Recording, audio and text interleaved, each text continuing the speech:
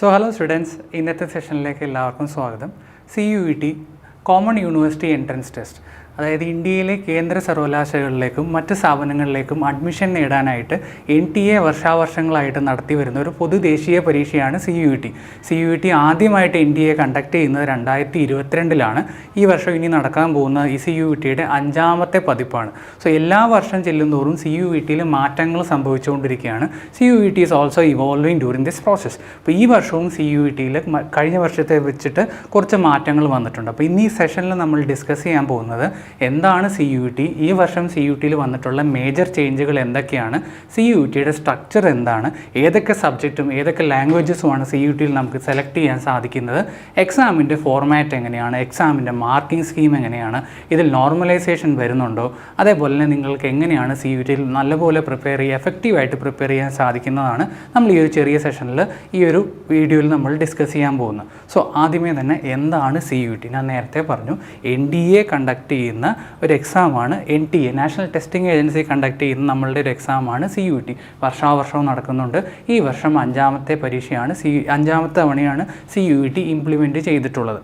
ഇപ്പോൾ CUET എന്താണെന്ന് വെച്ചാൽ 12th പഠിക്കുന്ന, ഇന്ത്യയിൽ 12ാം ക്ലാസ്സിൽ പഠിക്കുന്ന കുട്ടികൾക്ക് ഡിഗ്രി കോഴ്സുകളിലേക്ക്, വിവിധ യൂണിവേഴ്സിറ്റികളിലേക്ക് ഡിഗ്രി കോഴ്സുകളിലേക്ക് ഉള്ളൊരു കോമൺ അഡ്മിഷൻ പ്രോസസ്സാണ്. വളരെ സെൻട്രലൈസ്ഡ് ആയിട്ടുള്ള ഒരു ഒറ്റ വിൻഡോ വഴി നിങ്ങൾക്ക് ഈ ഒരു 130ൽ പരം യൂണിവേഴ്സിറ്റികളിൽ CUETയുടെ ഭാഗമാണ്. അതിൽ പ്രധാനപ്പെട്ട യൂണിവേഴ്സിറ്റികൾ എന്ന് പറഞ്ഞാൽ ഡൽഹി യൂണിവേഴ്സിറ്റി ഉണ്ട്, JNU യൂണിവേഴ്സിറ്റി ഉണ്ട്, ബനാറസ് ഹിന്ദു യൂണിവേഴ്സിറ്റി, BHU, അതുപോലെ തന്നെ ജാമിയ മിലിയ യൂണിവേഴ്സിറ്റി, അലിഗഡ് മുസ്ലിം യൂണിവേഴ്സിറ്റി, ഇതുപോലെ പ്രമുഖരായിട്ടുള്ള ഒരുപാട് യൂണിവേഴ്സിറ്റികൾ ഇതിൻ്റെ ഭാഗമാണ്. അതേപോലെ തന്നെ പ്രൈവറ്റ് ഇൻസ്റ്റിറ്റ്യൂഷനും ഇതിൽ ഉൾപ്പെട്ടിട്ടുണ്ട്. അത് ലവ്ലി പ്രൊഫഷണൽ യൂണിവേഴ്സിറ്റി, LPU, അതുപോലെ തന്നെ അമിറ്റി യൂണിവേഴ്സിറ്റി, ഇതെല്ലാം ഇതിൻ്റെ ഒരു ഭാഗമാണ്. അപ്പോൾ ഈ ഒരു കോളേജുകൾക്കെല്ലാം നിങ്ങൾക്ക് നിങ്ങളുടെ സ്വപ്നതുല്യമായ ഡിഗ്രി കോഴ്സുകളിലേക്ക് നിങ്ങൾക്ക് എത്തിച്ചേരാൻ പറ്റുന്ന ഒരു സിംഗിൾ വിൻഡോ സൊല്യൂഷനാണ് CUET എന്ന് പറയുന്നത്.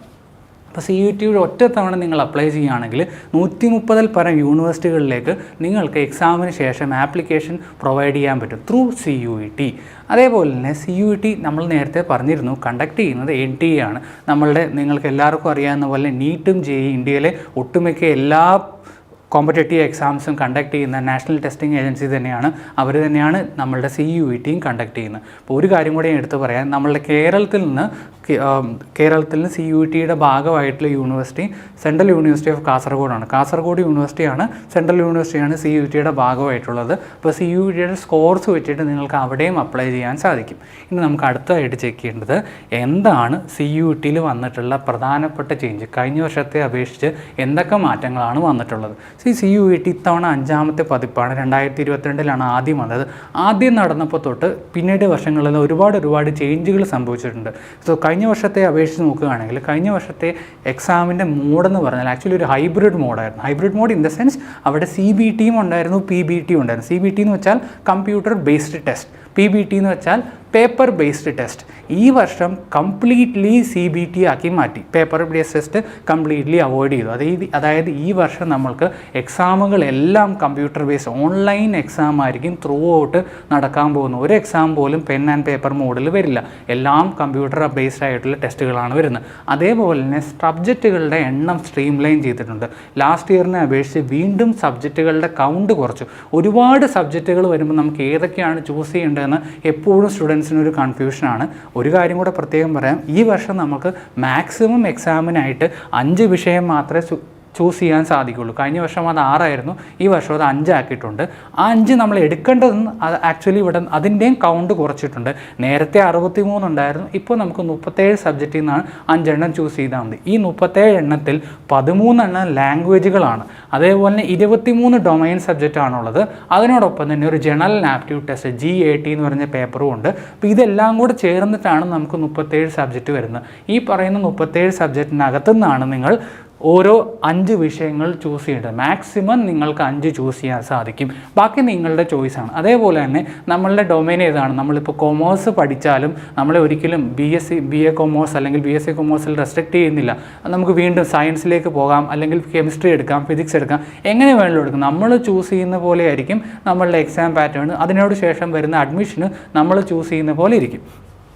അടുത്തതായിട്ട് നമുക്ക് ഇനി വരേണ്ടത് എന്താ വെച്ചാൽ എക്സാമിൻ്റെ സ്ട്രക്ചർ എന്താണ്. നമ്മൾ നേരത്തെ പറഞ്ഞു ആകെ 37 സബ്ജക്റ്റുകളേ ഉള്ളൂ. ആ 37 സബ്ജക്റ്റും എക്സാമിൻ്റെ രീതിയിൽ 3 സ്ട്രക്ചറായിട്ട് 3 സെക്ഷനായിട്ടാണ് ഡിവൈഡ് ചെയ്തിട്ടുള്ളത്. അതിൽ ആദ്യത്തെ സെക്ഷൻ എന്ന് പറഞ്ഞാൽ ലാംഗ്വേജ് ആണ്. നമ്മൾക്ക് അതിനകത്ത് നിന്ന് 1-2 ലാംഗ്വേജ് എക്സാമിന് സെലക്ട് ചെയ്യാം. ഏറ്റവും ബെസ്റ്റ് നിങ്ങൾ ഓപ്റ്റ് ചെയ്യേണ്ടത് ഇംഗ്ലീഷ് തന്നെയാണ്. It should always go four English language. ആദ്യത്തെ ലാംഗ്വേജ് സെക്ഷനിൽ നിങ്ങൾ അപ്ലൈ ചെയ്ത സമയത്ത് നിങ്ങൾക്ക് മനസ്സിലായിട്ടുണ്ടാവും. ഓൾറെഡി ഒരു കാര്യം കൂടി ഞാൻ പറയാം. CUET 2026 ആപ്ലിക്കേഷൻ വിൻഡോ എക്സ്റ്റെൻഡ് ചെയ്തിട്ടുണ്ട്.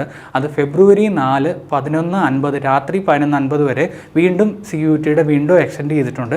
നിങ്ങൾ ആരെങ്കിലും അപ്ലൈ ചെയ്യാനുണ്ടെങ്കിൽ തീർച്ചയായിട്ടും ഉടനെ തന്നെ ചെയ്തു തീർക്കുക. സമയം ഓർത്ത് വെക്കുക. ഫെബ്രുവരി 4, 11:50 ക്ലോസിംഗ് ടൈം. അതിനുള്ളിൽ നിങ്ങൾ അപ്ലൈ ചെയ്തിരിക്കണം. നിങ്ങൾ അപ്ലൈ ചെയ്യുമ്പോൾ നമുക്കറിയാം നമ്മൾ സബ്ജക്റ്റുകൾ ചൂസ് ചെയ്യുന്നത് 6ാമത്തെ സെക്ഷനിലായിട്ടാണ്. നമ്മൾ ഓരോ സെക്ഷനും കംപ്ലീറ്റ് ചെയ്ത് വരുമ്പോൾ ഓൺലൈൻ ആപ്ലിക്കേഷനിൽ 6ാമത്തെ പോയിന്റിലാണ് നമ്മൾ സബ്ജക്റ്റുകൾ ചൂസ് ചെയ്യേണ്ടത്.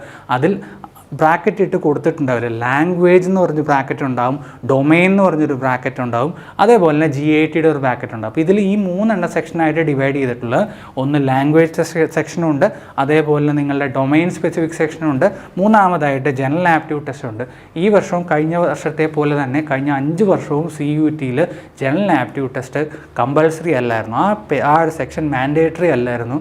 നിങ്ങൾ ആപ്ലിക്കേഷൻ കൊടുക്കുന്ന സമയത്ത് നിങ്ങൾക്ക് ഇത്തവണയും വേണമെങ്കിൽ CUETയിൽ ജനറൽ ആപ്റ്റിറ്റ്യൂഡ് ടെസ്റ്റ് ഓപ്റ്റ് ചെയ്യാണ്ടിരിക്കാം. ബട്ട് ഫോർ കോമ്പറ്റേറ്റീവ് സ്പിരിറ്റിൽ, അതായത് മെറിറ്റ് റാങ്കിങ്ങിൽ ടോപ്പ് യൂണിവേഴ്സിറ്റികളായിട്ടുള്ള JNU, DU, Jamia Millia university ഇവരെല്ലാവരും എടുക്കുന്നത് അവരുടെ PCM കോമ്പിനേഷൻ. അവരെപ്പോൾ നോക്കിയാലും ഒരു ലാംഗ്വേജ് വേണം, അവർക്ക് ഡൊമൈൻ സബ്ജക്റ്റ് മിനിമം 2 എണ്ണമെങ്കിലും വേണം, കൂടാതെ ജനറൽ ആപ്റ്റിറ്റ്യൂഡ് വേണം. അവരെല്ലാവരും ടോപ്പ് യൂണിവേഴ്സിറ്റികളിൽ എപ്പോഴും മെറിറ്റ് റാങ്കിങ്ങിന് GAT, അതായത് ജനറൽ ആപ്റ്റിറ്റ്യൂഡ് ടെസ്റ്റിൻ്റെ സ്കോറും കൂടെ പരിഗണിക്കും. അപ്പോൾ ഏറ്റവും ബെസ്റ്റ് എന്ന് പറഞ്ഞാൽ, നമ്മളെ സംബന്ധിച്ചുള്ള ഏറ്റവും ബെസ്റ്റ് ഓപ്ഷൻ എന്ന് പറഞ്ഞാൽ you have to always go for 5 subjects: English, PCM and general aptitude test. ഈ 5 സബ്ജക്റ്റും കൊടുക്കുകയാണെങ്കിൽ നിങ്ങൾക്ക് എല്ലാ കോഴ്സുകളിലേക്കും ആപ്ലിക്കേഷൻ ക്ഷണിക്കുന്ന സമയത്ത് നമ്മൾ അപ്ലൈ ചെയ്യാൻ സാധിക്കും. ഓരോ യൂണിവേഴ്സിറ്റിയിലും നമ്മൾ ഈ പറയുന്ന 5 എണ്ണമാണ് എടുത്തിട്ടുള്ളെങ്കിൽ നിങ്ങൾ ഏത് കോഴ്സ് കൊടുത്താലും, ഞാൻ ഉദ്ദേശിച്ചത് BSc ഫിസിക്സ്, കെമിസ്ട്രി, മാത്സ്, അല്ലെങ്കിൽ നിങ്ങൾക്ക് എഞ്ചിനീയറിംഗ് ആണെങ്കിൽ കൂടി ചില യൂണിവേഴ്സിറ്റികളിൽ നമ്മൾക്ക് BHUവിൽ കൊടുക്കുന്നുണ്ട്, എഞ്ചിനീയറിംഗ് കൊടുക്കുന്നുണ്ട്.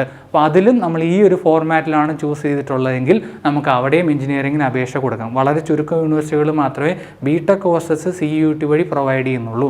സോ അടുത്തതായിട്ട് നമുക്ക് ചെക്ക് ചെയ്യേണ്ടത് ഏതൊക്കെ ലാംഗ്വേജും ഏതൊക്കെയാണ് നിങ്ങളുടെ ഡൊമൈൻ ലാംഗ്വേജ് സബ്ജക്റ്റിൽ വരുന്നത്, അത് ഏതൊക്കെയാണെന്ന് നമ്മൾ ചെക്ക് ചെയ്യേണ്ടത്. സോ ഈ ലാംഗ്വേജസ് ഈ പറയുന്ന 13 എണ്ണത്തിൽ നമുക്ക് ഏതെങ്കിലും ഒരെണ്ണം ചൂസ് ചെയ്യാം. എപ്പോഴും ബെസ്റ്റ് ഇംഗ്ലീഷ് തന്നെ ചൂസ് ചെയ്യുന്നതാണ്. ഇംഗ്ലീഷിനോടൊപ്പം തന്നെ ഹിന്ദിയും സംസ്കൃതവും ഉണ്ട്, അതേപോലെ സദേൺ സ്റ്റേറ്റിൻ്റെ തമിഴ്, തെലുഗു, മലയാളം, കന്നഡ എല്ലാം ഉണ്ട്. അതോടൊപ്പം ഈ പറയുന്ന എല്ലാം നിങ്ങൾക്ക് ഇവിടെ കാണാൻ സാധിക്കും. നേരത്തെ ഉണ്ടായിരുന്ന ഇൻ്റർനാഷണൽ ലാംഗ്വേജസ് ഇവിടുന്ന് റിമൂവ് ചെയ്തിട്ടുണ്ട്. കഴിഞ്ഞ വർഷം ഉണ്ടായിരുന്നു, ഈ വർഷം ഇൻ്റർനാഷണൽ ലാംഗ്വേജ് ഫ്രഞ്ച്, സ്പാനിഷ് ഒക്കെ നമ്മൾ അവിടെ നിന്ന് ഒഴിവാക്കിയിട്ടുണ്ട്, CUET ഒഴിവാക്കിയിട്ടുണ്ട്. അതേപോലെ ഇനി നിങ്ങൾക്ക് തിരിച്ച് നമ്മളുടെ ഡൊമൈൻ സബ്ജക്റ്റ് ഏതൊക്കെയാണെന്ന് ഫോക്കസ് ചെയ്ത് കഴിഞ്ഞാൽ അതിൽ സയൻസ് ഓറിയൻറ്റഡ് ആയിട്ട് നമുക്കറിയാം ഫിസിക്സ്, കെമിസ്ട്രി, ബയോളജി, മാത്സ്. നമുക്ക് BSc പോലുള്ള പ്രോഗ്രാമുകൾ ആണ് നമ്മൾ ചൂസ് ചെയ്യാൻ ഉദ്ദേശിക്കുന്നതെങ്കിൽ നമ്മൾ ഫിസിക്സ്, കെമിസ്ട്രി, ബയോളജി അഥവാ മാത്തമാറ്റിക്സ് ഇതിൽ ഏതെങ്കിലും ഒരെണ്ണം കമ്പൽസറി ആയിട്ട് എടുത്തിരിക്കണം. ഇനി അടുത്തതായിട്ട് നിങ്ങൾക്ക് ആർട്സ് വിഷയങ്ങൾ എടുക്കാം. അതിനോടൊപ്പം താഴെ ഹിസ്റ്ററി, ജോഗ്രഫി, പൊളിറ്റിക്കൽ സയൻസ് അങ്ങനത്തെ വിഷയങ്ങളെല്ലാം കൊടുത്തിട്ടുണ്ട്. ഇതെല്ലാം നമ്മളുടെ ഡൊമൈൻ സബ്ജക്റ്റിന് അണ്ടറിലാണ് വരുന്നത്. ഇനി നേരത്തെ പറഞ്ഞ പോലെ ഇനി നിങ്ങൾ എഞ്ചിനീയറിങ്ങിനാണ് കൊടുക്കാൻ ഉദ്ദേശിക്കുന്നതെങ്കിൽ കമ്പൽസറി ആയിട്ടും ഈ 3 സബ്ജക്റ്റും ചൂസ് ചെയ്തിരിക്കണം. അതായത് ഫിസിക്സ് വേണം, കെമിസ്ട്രി വേണം, മാത്തമാറ്റിക്സ് വേണം. നിങ്ങൾക്കറിയാം. അതോടൊപ്പം തന്നെ your combination should always contain English and general aptitude test also. അതിനോടൊപ്പം തന്നെ ഇംഗ്ലീഷും ജനറൽ ആപ്റ്റിറ്റ്യൂഡ് ടെസ്റ്റും കൊടുക്കാൻ നിങ്ങൾ ഓർത്ത് വെക്കണം. കാരണം ഡൽഹി യൂണിവേഴ്സിറ്റിയിലും BHUവിലും ഒക്കെ സ്കോർ എടുക്കാൻ നേരത്ത് മെറിറ്റ് റാങ്കിങ്ങിന് അവർ ഈ 5 സബ്ജക്റ്റാണ് നോക്കുന്നത്. എഞ്ചിനീയറിങ്ങിന് വേണ്ടി എഞ്ചിനീയറിങ്ങിൻ്റെ സീറ്റ് വളരെ കുറവാണ്. അപ്പോൾ ഇവർ പ്രൊവൈഡ് ചെയ്യുന്ന ഈ യൂണിവേഴ്സിറ്റികൾ എപ്പോഴും ചെക്ക് ചെയ്യുന്നത് ഈ പറയുന്ന 5 സബ്ജക്റ്റിൻ്റെ കോമ്പിനേഷനാണ്. അപ്പോൾ ഇതൊക്കെയാണ് നമുക്ക് എടുക്കാൻ പറ്റുന്ന സബ്ജക്റ്റുകളുടെ രീതി. ഇനി നമുക്ക് അടുത്തായിട്ട് ചെക്ക് ചെയ്യേണ്ടത് എക്സാമിൻ്റെ ഫോർമാറ്റ് എങ്ങനെയാണ്. നേരത്തെയൊക്കെ ആണെങ്കിൽ, കഴിഞ്ഞ വർഷമൊക്കെ ആണെങ്കിൽ നമുക്ക് എല്ലാ ക്വസ്റ്റിനും കമ്പൽസറി അല്ലായിരുന്നു. നമുക്കൊരു 10 ക്വസ്റ്റിൻ എക്സ്ട്രാ കിട്ടുമായിരുന്നു. 60 ക്വസ്റ്റിനിൽ നിന്ന് 50 ക്വസ്റ്റിൻ എഴുതിയാൽ മതിയായിരുന്നു. ഈ വർഷം കറക്റ്റായിട്ട് കൃത്യമായിട്ട് ഓരോ സബ്ജക്റ്റ് നിങ്ങൾ ഏതൊക്കെ സബ്ജക്റ്റ് സെലക്ട് ചെയ്താലും ഓരോ സബ്ജക്റ്റിലും 50 ചോദ്യം വീതമേ ഉണ്ടാവുള്ളൂ. There will be only 50 question maximum per subject. Now you will have 60 minutes to attend those 50 questions. അതായത് 50 ചോദ്യവും ഉണ്ട്, 60 മിനിറ്റും ഉണ്ട്. അതിനർത്ഥം നിങ്ങൾക്ക് ഓരോ ചോദ്യം ഓൺ ആൻ ആവറേജ് കിട്ടുന്നത് 72 സെക്കൻഡാണ്. ടൈം മാനേജ്മെൻറ്റ് വളരെ എളുപ്പമാണ്, വളരെ വളരെ ക്രൂഷ്യലും ക്രിട്ടിക്കലുമാണ് ഈ ഒരു എക്സാമിന്. കാരണം ഈ എക്സാം നമ്മളുടെ KEAM level, state level exam, ഒരിക്കലും JEO നീറ്റോ ആയിട്ട് ഒരിക്കലും നമുക്ക് കമ്പയർ ചെയ്യാൻ സാധിക്കില്ല. ആ ലെവൽ ഒരിക്കലും ഈ എക്സാം വരില്ല. ഈ എക്സാം എപ്പോഴും സിമ്പിളായിട്ടാണ് വന്നിട്ടുള്ളത്. കഴിഞ്ഞ 5 വർഷത്തെ പേപ്പറുകൾ നിങ്ങൾ ചെക്ക് ചെയ്താൽ അറിയാം, എക്സാം ത്രൂ ഔട്ട് വളരെ എളുപ്പമായിട്ടാണ് വരുന്നത്. പക്ഷേ എക്സാം എളുപ്പമാകും തോറും നമ്മൾക്ക് ഒരു ക്വസ്റ്റ്യൻ തെറ്റിച്ചാൽ നമുക്ക് അതിന് വലിയ വില കൊടുക്കേണ്ടി വരും. സോ നമ്മൾ ശ്രദ്ധിച്ച് ഓൺ ആൻ ആവറേജ് നമുക്ക് ഓരോ ചോദ്യത്തിനും 72 സെക്കൻഡ് കിട്ടുന്നുണ്ട്. നല്ലപോലെ പ്രാക്ടീസ് ചെയ്താൽ നമുക്ക് ആ 50 ക്വസ്റ്റ്യനും വളരെ എളുപ്പത്തിൽ ക്രാക്ക് ചെയ്യാൻ സാധിക്കും. അടുത്തതായിട്ട് ഇനി നമ്മളിവിടെ ചെക്ക് ചെയ്യേണ്ടത്, ഞാൻ പറഞ്ഞു നേരത്തെ ആയിരുന്നെങ്കിൽ, കഴിഞ്ഞ വർഷമായിരുന്നെങ്കിൽ നമുക്ക് ചോയ്സ് ഓഫ് ഫ്രീഡം ഉണ്ടായിരുന്നു, 10 ക്വസ്റ്റ്യൻ ഒഴിവാക്കാമായിരുന്നു, 60-ൽ നിന്ന് 50 എഴുതിയാൽ മതിയായിരുന്നു. ഈ വർഷം ആകെ 50 ചോദ്യം ഓരോ പേപ്പറിനും ഉണ്ടാവുള്ളൂ. എല്ലാ ക്വസ്റ്റ്യനും മാൻഡേറ്ററി ആണ്, കമ്പൽസറി ആണ്. ഇനി അടുത്തായിട്ട് നമുക്ക് എന്താണ് നമ്മളുടെ എക്സാമിൻ്റെ മാർക്കിംഗ് സ്കീം എങ്ങനെയാണെന്ന് ചെക്ക് ചെയ്യാം. മാർക്കിംഗ് സ്കീം നമ്മൾക്ക് കീമും നീറ്റും ജെയിലൊക്കെയാണ് ഒരു ചോദ്യം ശരിയാക്കിയാൽ 4 മാർക്കാണ് കിട്ടുന്നത്. പക്ഷേ CUETയിൽ ഓരോ ചോദ്യം ശരി ഉത്തരത്തിനും നമ്മൾക്ക് 5 മാർക്ക് വീതം കിട്ടും. ഇനി ഇൻ കേസ് നമ്മൾ ക്വസ്റ്റ്യൻ തെറ്റിച്ചിട്ടുണ്ടെങ്കിൽ അവിടെ നമ്മളുടെ 1 മാർക്ക് ഡിഡക്റ്റ് ചെയ്യും. ഇനി ഒരു ക്വസ്റ്റ്യൻ നമ്മൾ എഴുതിയിട്ടില്ല എന്നുണ്ടെങ്കിൽ അൺഅറ്റൻഡഡ് ആയിട്ടുള്ള ക്വസ്റ്റ്യനുകൾക്ക് 0 മാർക്കായിരിക്കും അവോയ്ഡ് ചെയ്യുക. അതായത് നെഗറ്റീവും ഉണ്ടാവില്ല, പോസിറ്റീവും ഉണ്ടാവില്ല. കാരണം നമ്മൾ ആ ചോദ്യം അറ്റൻഡ് ചെയ്തിട്ടില്ല. ചോദ്യം അറ്റൻഡ് ചെയ്ത് ശരിയാക്കിയാൽ ഓരോ ചോദ്യത്തിലും നമുക്ക് 5 മാർക്ക് വീതം കിട്ടും. Negative marking 20%, that is 1 mark deduct ചെയ്തുകൊണ്ടേയിരിക്കും. 5 mark for every positive answer, -1 for every negative answer. Okay, അതാണ് മാർക്കിംഗ് സ്കീം. ഇനി ഞാൻ നേരത്തെ പറഞ്ഞു നമ്മളുടെ എക്സാം കഴിഞ്ഞ വർഷമൊക്കെ ഹൈബ്രിഡ് പാറ്റേൺ ആയിരുന്നു. പക്ഷേ ഈ വർഷം കംപ്ലീറ്റ്ലി കമ്പ്യൂട്ടർ ബേസ്ഡ് ടെസ്റ്റാണ്. ഓൺലൈൻ ടെസ്റ്റ് ആയതുകൊണ്ട് നമുക്കറിയാം, കഴിഞ്ഞ വർഷം ഞാൻ ഒരു കാര്യം കൂടെ പറയാം, കഴിഞ്ഞ വർഷത്തെ ആപ്ലിക്കേഷൻ്റെ കൗണ്ട് എന്ന് പറഞ്ഞാൽ 13 ലക്ഷത്തിൽ പരം കുട്ടികൾ ഈ എക്സാം അപ്ലൈ ചെയ്തിട്ടുണ്ടായിരുന്നു. അതിൽ 11 ലക്ഷത്തോളം കുട്ടികൾ എക്സാമിന് അപ്പിയറും ചെയ്തിട്ടുണ്ട്. അപ്പോൾ ഒരുപാട് കൗണ്ട്, നമ്മളുടെ എക്സാമിൻ്റെ കൗണ്ട് വളരെ കൂടുതലാണ്.